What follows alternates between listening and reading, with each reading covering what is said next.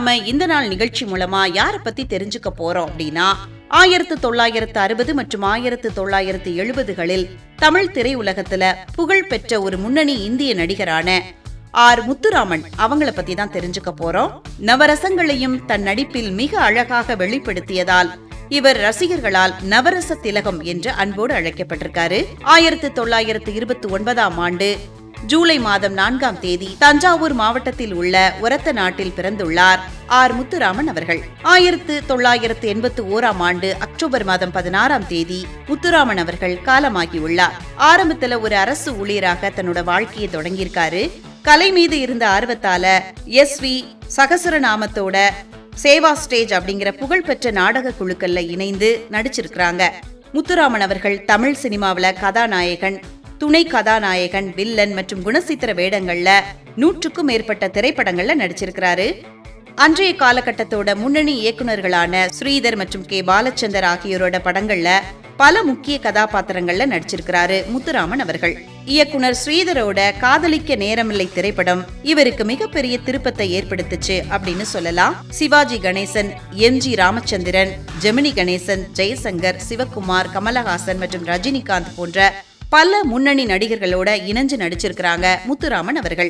இவரோட மிக இயல்பான நடிப்பு மற்றும் தெளிவான தமிழ் உச்சரிப்பு இவருடைய தனி சிறப்பாக இருந்திருக்கு. 1981ஆம் ஆண்டு அக்டோபர் மாதம் 16ஆம் தேதி ஊட்டியில ஒரு படப்பிடிப்பின் போது மாரடைப்பால காலமாயிருக்கிறாங்க முத்துராமன் அவர்கள். இவருடைய கடைசி திரைப்படம் ரஜினிகாந்தோட நடிச்ச போக்கிரி ராஜா படம் தாங்க. நடிகர் முத்துராமன் அவர்களுடைய மகன் கார்த்திக் அப்படிங்கிறது எல்லாருக்குமே தெரிஞ்ச விஷயம்தான். இவருடைய பேரன் கௌதம் கார்த்திக் இப்போ நிறைய தமிழ் படங்கள்ல நடிச்சிட்டு இருக்காங்க. 1960 மற்றும் 1970கள்ல தமிழ் திரையுலகத்துல புகழ்பெற்ற ஒரு முன்னணி இந்திய நடிகரான முத்துராமன் பற்றின நிறைய விஷயங்களை இந்த நாள் நிகழ்ச்சி மூலமா தெரிஞ்சுக்கிட்டதுல மிக்க மகிழ்ச்சி அடைகின்றோம்.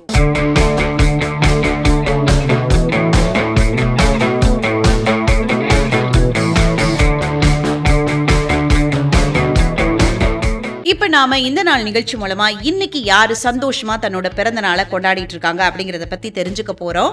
உலக அளவுல புகழ் பெற்ற இசை அமைப்பாளர், தமிழ் திரையுலகத்துல மரகதமணி அப்படின்னு அன்போடு அழைக்கக்கூடிய கீரவாணி அவங்க தான் இன்னைக்கு அவங்களோட பிறந்த நாளை சந்தோஷமா கொண்டாடிட்டு இருக்காங்க. 1961ஆம் ஆண்டு ஜூலை மாதம் 4ஆம் தேதி பிறந்திருக்காங்க.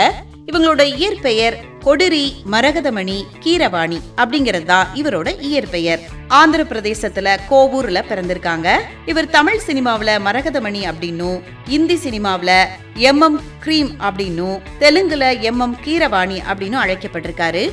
ஆஸ்கார் விருது வர வென்று இந்திய சினிமாவிற்கு பெருமை சேர்த்த இவரு ஒரு சிறந்த இசை அமைப்பாளர், பாடகர் மற்றும் பாடலாசிரியர் ஆவாரு.